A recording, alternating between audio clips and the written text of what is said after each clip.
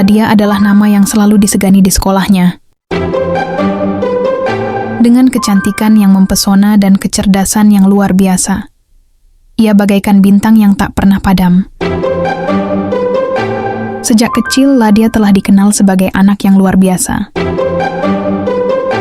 Di sekolah dasar, ia adalah pemenang pertama dalam berbagai olimpiade sains, dan saat ia menginjakan kaki di bangku sekolah menengah, prestasinya hanya semakin menambah deretan piala dan penghargaan. Cita-citanya begitu jelas. Ladia ingin menjadi seorang dokter bedah, seorang yang dapat mengubah banyak hidup, seorang penyelamat.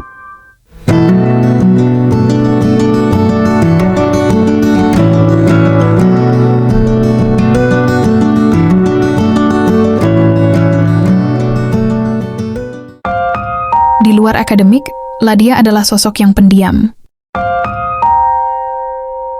Ia tidak banyak berbicara tentang dirinya, tentang apa yang ia rasakan, atau apa yang ia impikan di luar dunia medis. Yang Ladia tahu, semua waktunya digunakan untuk belajar, untuk menjadi yang terbaik, untuk membanggakan kedua orang tuanya, dan meraih mimpinya. Ladia memiliki dunia yang sangat sempit, rumah dan sekolah. Tidak ada waktu untuk hal lain, bahkan untuk bersenang-senang, bergaul, atau merasakan cinta yang sesungguhnya.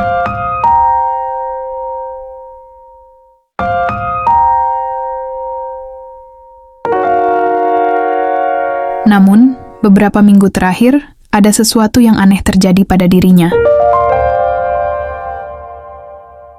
Ladia, yang selalu tajam ingatannya, mulai melupakan hal-hal kecil.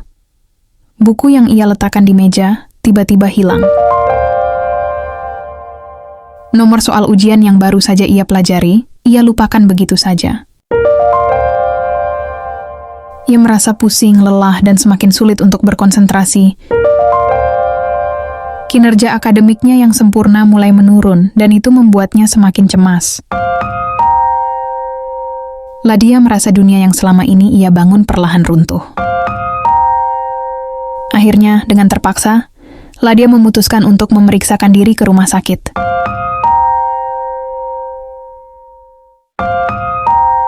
Hasilnya mengejutkan, dan lebih dari itu menghancurkan hatinya. Ladia didiagnosa mengidap penyakit Alzheimer. Penyakit yang selama ini hanya ia dengar sebagai cerita orang tua, kini justru menjadi kenyataan pahit yang harus ia hadapi. Penyakit yang akan merampas ingatannya sedikit demi sedikit, membuatnya melupakan orang-orang yang ia cintai, dan bahkan dirinya sendiri.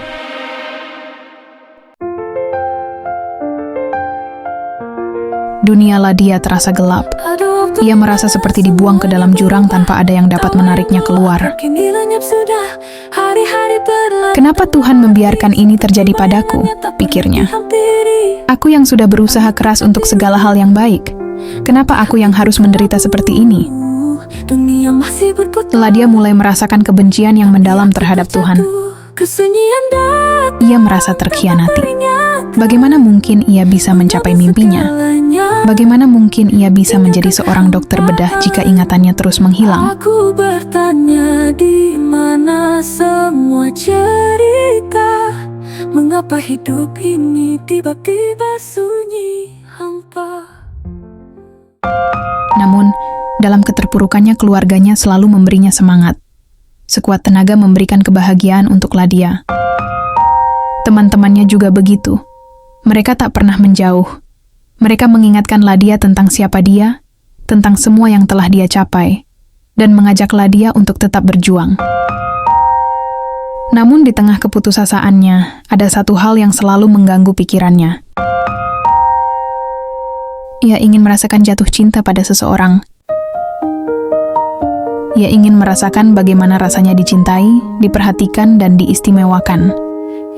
Ia ingin merasakan kebahagiaan yang selama ini ia abaikan karena terlalu sibuk mengejar prestasi. Tetapi, dengan kondisi fisiknya yang semakin memburuk, Ladia merasa sangat pesimis. Tidak mungkin ada laki-laki yang mau mencintaiku dalam keadaan seperti ini, pikirnya. Pada malam yang sunyi, ketika ia merasa seluruh dunia begitu hampa, Ladia berdoa. Dalam hatinya, ia memohon pada Tuhan.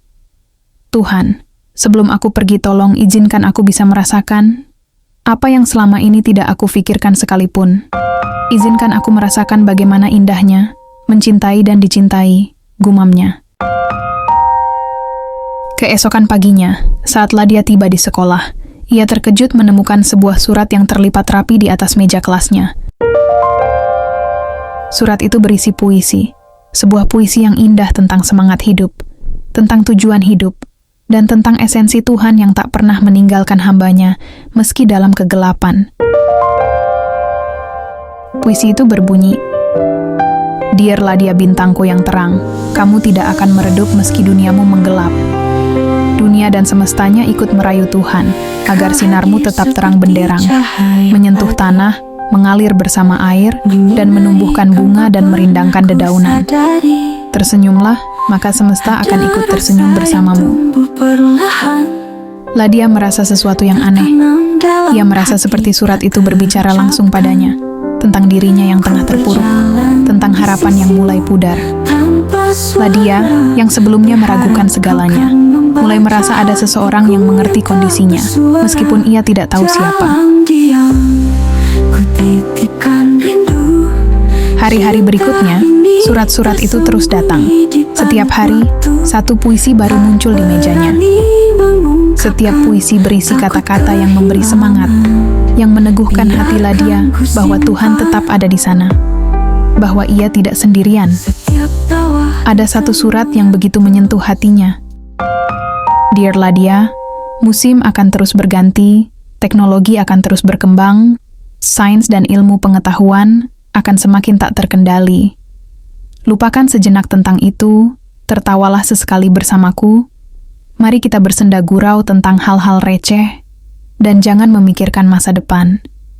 Hiduplah untuk hari ini, untuk hatimu yang patah, untuk ragamu yang lelah, untuk apapun yang membuatmu merasa kalah. Tuhan selalu bersamamu, menunggumu tersenyum, menunggumu kembali bersinar, dengan cahaya yang berbeda.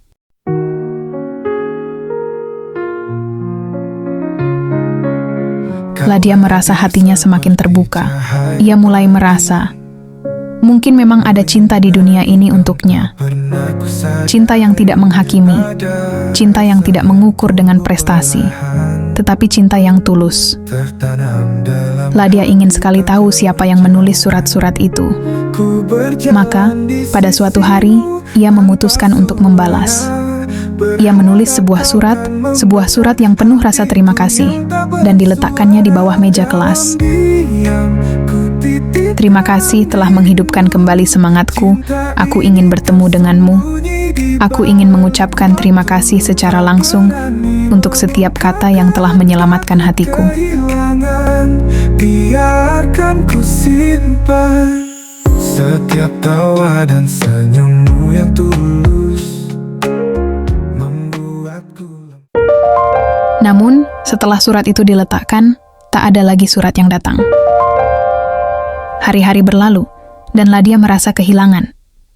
Surat-surat itu yang selama ini menguatkan, kini lenyap tanpa jejak. Ladia mulai bingung, mulai bertanya-tanya. Mengapa tidak ada lagi surat? Siapa yang menulisnya? Mengapa ia tiba-tiba berhenti? Waktu terus berjalan, dan Ladia semakin kehilangan banyak hal. Penyakit Alzheimer-nya semakin parah, ingatannya semakin kabur, dan tubuhnya mulai melemah. Rambutnya rontok, tubuhnya semakin kurus, dan ia merasa semakin terasingkan dari dunia. Hari-harinya hanya dipenuhi dengan kebingungannya sendiri.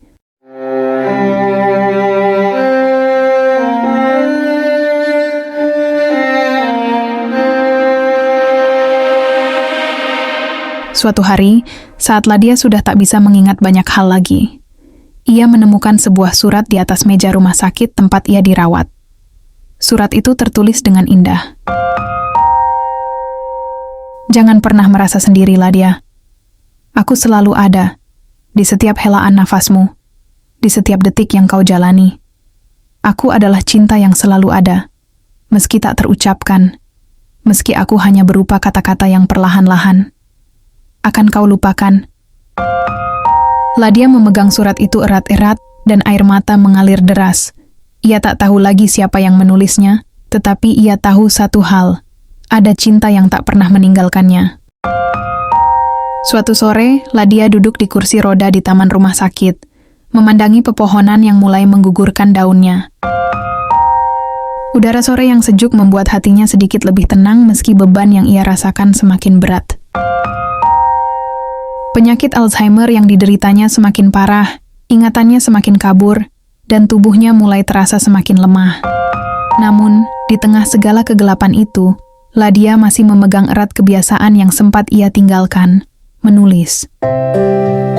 Setiap hari Ladia menulis surat untuk dirinya sendiri, untuk dunia, untuk siapa saja yang bisa membaca. Ia menulis tentang harapan, tentang impian, tentang kehidupan yang ia perjuangkan, meski tubuhnya mulai tak sanggup. Ladia tahu, mungkin suatu saat ia akan melupakan semua yang ia tulis. Namun setidaknya, kata-kata itu akan tetap ada. Surat-surat itu adalah sisa-sisa ingatan yang masih bisa ia genggam. Tiba-tiba, dari kejauhan, ia melihat sesuatu yang bergerak mendekat. Seekor kucing oren, dengan bulu yang lebat dan mata yang cerah. Kucing itu melangkah dengan pelan, seolah tahu bahwa ada seseorang yang sedang membutuhkan teman. Kucing itu mendekat ke Ladia, duduk di dekat kaki Ladia, seolah mengajak bersahabat. Ladia terkejut. Ia tersenyum kecil, sedikit terhibur oleh kedatangan kucing itu. "Kamu juga merasa kesepian, ya?" tanya Ladia pada kucing itu. Meski tahu ia tak akan mendapat jawaban. Kucing itu mengedipkan mata, seolah memahami. Tak lama setelah itu, terdengar suara seseorang memanggil-manggil kucing itu. Ladia menoleh dan melihat seorang lelaki yang sedang berjalan dengan infus di tangannya. Tampak sedikit lelah. Ia memanggil-manggil kucing tersebut. Lelaki itu tiba di dekat Ladia, dan mereka saling berpandangan. Seketika, Ladia merasa seolah ada yang familiar dengan sosok itu. Lelaki itu tersenyum, meski senyumannya tampak sedikit dipaksakan. "Maaf, kucing ini sering datang ke sini. Saya Adam," ujar lelaki itu dengan suara lembut. Ladia memandangi Adam sejenak, mencoba mengingat dari mana ia mengenal wajah itu. Tanpa sadar, hatinya berdebar, ada sesuatu yang mengingatkannya pada kenangan lama. "Ladia kan?" tanya Adam dengan ragu. Ladia mengangguk perlahan. Tentu saja. Adam adalah kakak kelasnya di sekolah. Mereka pernah bertanding di sebuah kompetisi sains beberapa tahun yang lalu. Ladia ingat betul, dia yang menang, dan Adam yang kalah. "Betul, saya Ladia," jawabnya, merasa sedikit canggung. Mereka berdua terdiam sejenak, namun percakapan pun akhirnya mengalir. Ladia mendengar Adam bercerita bahwa ia sudah beberapa minggu dirawat di rumah sakit ini. Rupanya, Adam didiagnosis mengidap kanker stadium 4. Penyakit yang datang begitu cepat dan menghancurkan hidupnya, dan mirip dengan apa yang Ladia rasakan. Keduanya, dalam cara yang berbeda, kini menghadapi kenyataan pahit yang memisahkan mereka dari masa depan yang pernah mereka impikan. Sejak pertemuan pertama mereka, Ladia dan Adam mulai sering bertemu di taman rumah sakit itu setiap sore. Mereka berbincang tentang segala hal, tentang kehidupan, tentang perjuangan mereka, dan tentang harapan yang meskipun semakin samar, tetap ada. Adam yang awalnya pendiam mulai merasa lebih nyaman berbicara dengan Ladia, dan Ladia yang tadinya hanya sibuk dengan dunia akademis, mulai membuka hatinya. Mereka berteman.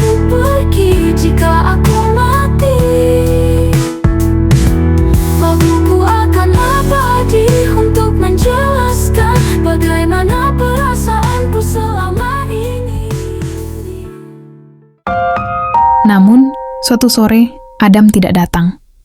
Ladia menunggu dengan penuh harap. Di bangku taman, melihat matahari yang perlahan tenggelam. Setiap detik yang berlalu membuat hatinya semakin cemas. Apa yang terjadi pada Adam? Mengapa ia tidak datang? Hari itu berlalu, begitu juga hari-hari berikutnya. Ladia tidak melihat Adam datang lagi. ia menunggu di taman itu setiap sore, tak peduli seberapa lelah tubuhnya. Namun, setelah seminggu berlalu, Ladia mulai merasa khawatir. Ada sesuatu yang tak beres. Pada suatu hari, seorang perawat mendekat dengan membawa kucing oren yang jadi temannya Adam. Kucing itu melompat ke pangkuan Ladia, dan perawat itu memberikan sebuah surat yang terlipat rapi. Ladia terkejut, surat itu dari Adam. Dengan tangan yang gemetar, Ladia membuka surat itu dan membaca dengan hati yang berdebar. Dear Ladia, maaf akulah yang pergi dulu menemui Tuhan. Selama ini akulah yang menulis surat-surat itu untukmu. Aku diam-diam sudah menyukaimu sejak lama, Ladia. Kamu adalah bintang di hatiku yang paling terang. Mendengar kabar tentang penyakitmu, sungguh, akulah orang yang paling sering menangis lebih dari siapapun. Aku ikut terpuruk saat kamu terpuruk. Aku tidak ingin bintangku redup. Untuk itulah aku ingin memberikan semangat. Tapi Ladia, ketika kamu mengatakan ingin bertemu, aku begitu senang. Aku memilah-milah baju paling keren, namun aku tiba-tiba pingsan dan mendapati diriku sudah di rumah sakit ini. Tuhan juga memilihku, Ladia, dan aku senang, karena aku benar-benar bisa merasakan sakit yang kamu rasakan. Tolong Ladia, berjuanglah untuk sembuh. Teruslah bertahan dan kuat. Aku akan merayu Tuhan untuk kesembuhanmu. Izinkan kali ini aku yang menjadi bintang di hatimu, bintangku. Tersenyumlah dan kirimi aku doa jika umurmu masih panjang di dunia ini. Adam. Ladia terdiam, surat itu jatuh dari tangannya, dan air matanya mulai mengalir deras. Tak ada kata-kata yang bisa menggambarkan perasaan hatinya. Adam, yang selama ini begitu peduli padanya, yang selalu ada dalam diam, ternyata telah pergi. Tetapi surat-surat yang ia tulis, semangat yang ia berikan, akan tetap hidup dalam dirinya. Ladia merasa hatinya penuh dengan perasaan yang tidak bisa ia ungkapkan. Namun ia tahu satu hal, cinta itu benar-benar ada. Meskipun datangnya tak pernah seperti yang ia harapkan. Sejak saat itu, Ladia mulai berjuang dengan lebih keras. Surat-surat Adam memberinya semangat untuk bertahan, dan meskipun Adam telah pergi, Ladia merasa bahwa ia tidak pernah benar-benar sendirian. Tuhan, dalam cara yang tak terduga, memberikan cinta melalui sosok yang dulu tampak jauh darinya. Ladia mulai menjalani pola hidup sehat, merawat tubuhnya dengan lebih baik. Setiap hari, ia membaca surat-surat Adam, dan berjanji pada dirinya sendiri bahwa ia akan terus berjuang. Ia ingin menjadi kuat untuk dirinya sendiri, dan untuk Adam yang telah memberikan segalanya. Kucing oren yang dulu sering menemani Adam kini menjadi teman setianya. Ladia merawatnya dengan penuh kasih, dan setiap kali ia melihat kucing itu, ia merasa seperti melihat Adam, sebuah kenangan yang akan terus hidup dalam hatinya. Ladia, yang dulu hanya mengenal dunia melalui prestasi, kini mulai merasakan arti sejati dari kehidupan. Ia tahu bahwa cinta tidak selalu datang dengan cara yang mudah, dan terkadang cinta itu hadir dalam bentuk yang paling tak terduga. Dan di dalam dirinya, Ladia menyimpan janji untuk mencintai hidup ini, untuk merayakan setiap detik, untuk memberikan cinta kepada dunia, meskipun hidupnya mungkin tidak akan pernah sama lagi. Sebanyak bintang-bintang di alam semesta, dan ingatan hanya jadi hal kecil di antara kita. Dan dengarkan selalu lagu ini yang ku ciptakan untukmu satu hari. Jika aku pergi, jika aku mati, laguku akan abadi untuk menjelaskan bagaimana perasaanku selama ini. Dalam senyap aku mencintaimu, dan akan tetap begitu. Dalam bayang aku menunggu sampai waktu berkata itu.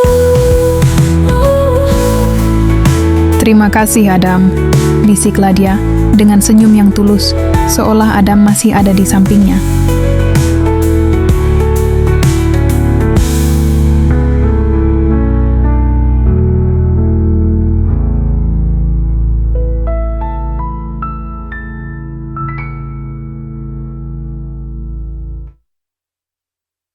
Ingat kata itu.